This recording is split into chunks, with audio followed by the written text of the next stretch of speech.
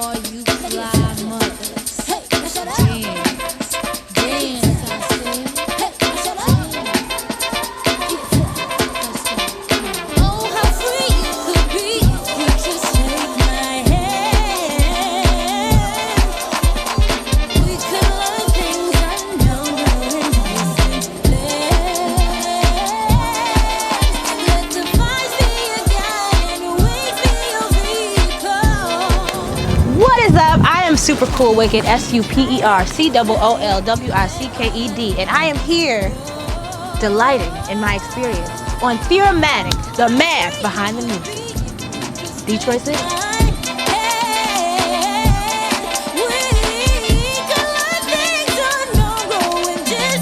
I really don't think I had a choice in the matter. In terms of getting into music, I feel like there's never been a time when I haven't been in music.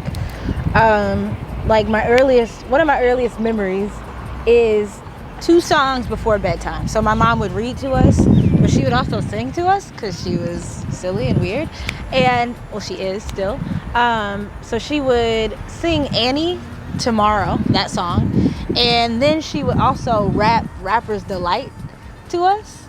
Specifically one verse, the food verse, the nasty food verse. I know you know it. Sugar Hill Gang. Have you ever went over a friend's house to eat and the food just ain't no good? I mean, the macaroni soggy, the peas all mushed, and the chicken tastes like wood.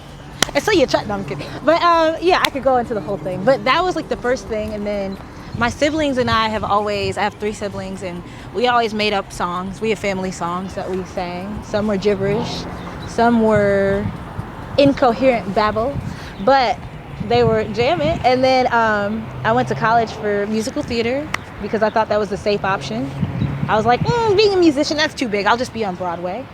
And then I realized nothing is safe, so why not chase your dreams? And I became a musician, essentially.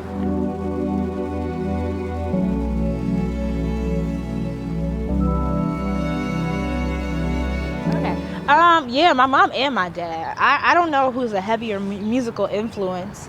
Both of them, like, they come from very similar worlds, but like different. My mom is from Lansing, and she grew up at a time where you had the Black Hour or the Black radio show versus all the white stuff. And then my dad is coming from Hendrix and Peter Frampton and Parliament Funkadelic. There was a time in our childhood where that's like all we listened to, like this compilation of their best songs,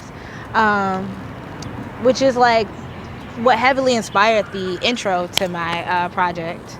What's the song? I used it in a radio show I just did. It's not the one I'm thinking of, so we'll come back to that. But Star Child here. It's not if you hear any noise. Anyway, I'll come back. But yeah, all of those influences definitely shape who I am musically, and I think that's the way to create good music. I feel like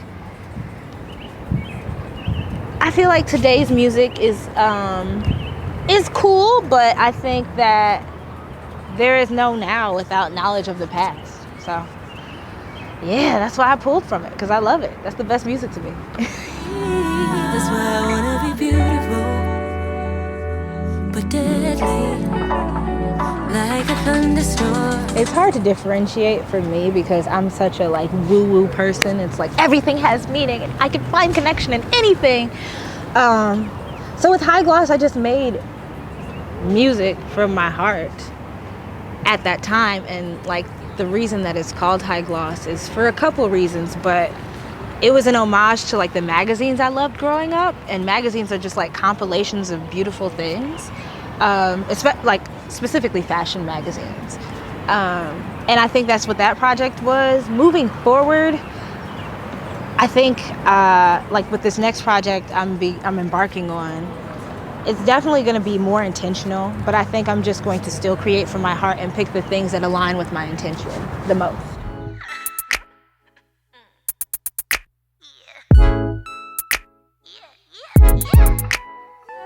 Yeah, and no.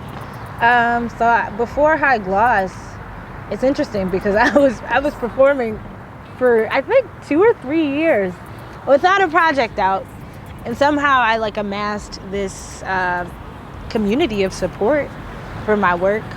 But I would always like release songs here and there, not officially, but I would do them.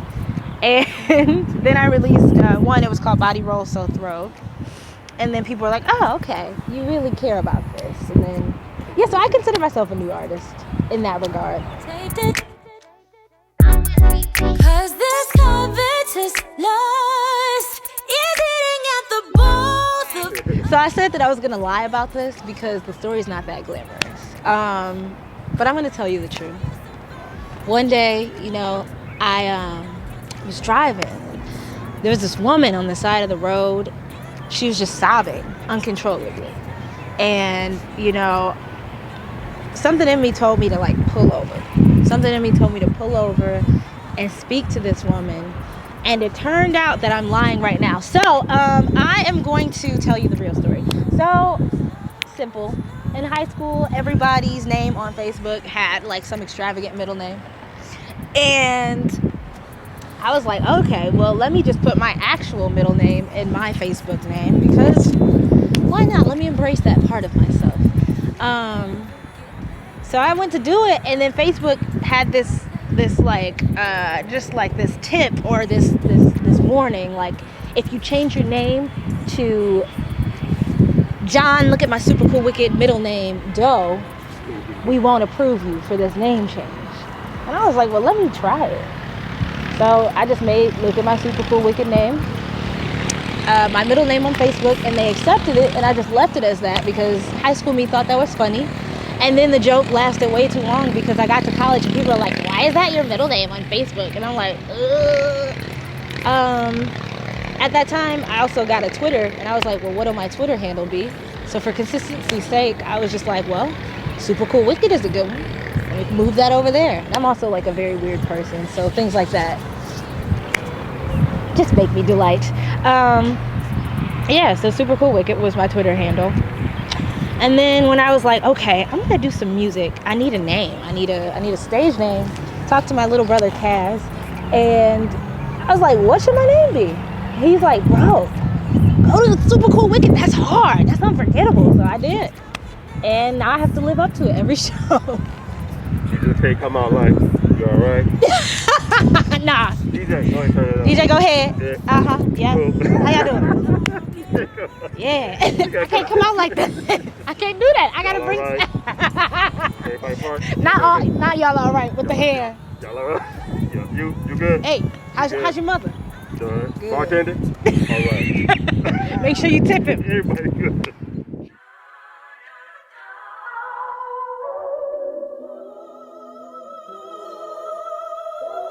I think it depends on the day. Right now, currently with the situation, I want to write songs as a diary of the time because we are living in history, and I think that as artists, it's our duty to help heal the people, but also be historians.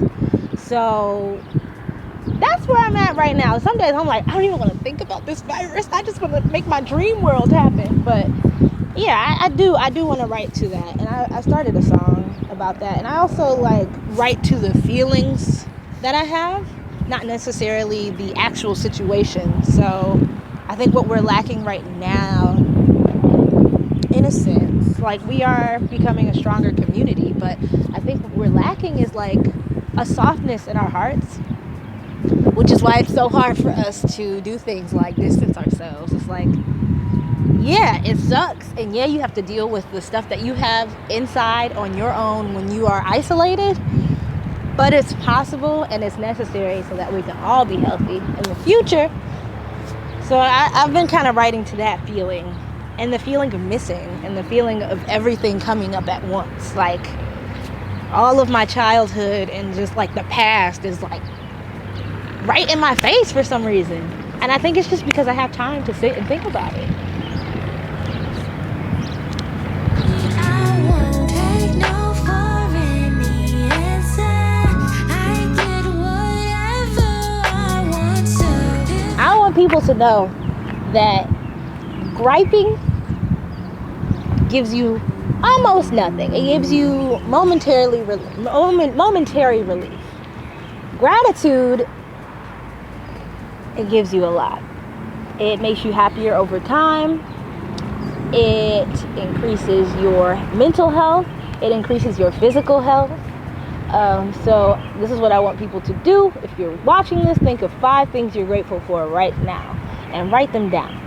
Also, if you want to feel better for yourself and you want to make somebody feel better, studies have shown that if you write a letter of gratitude to someone you know, they will feel better for the whole month.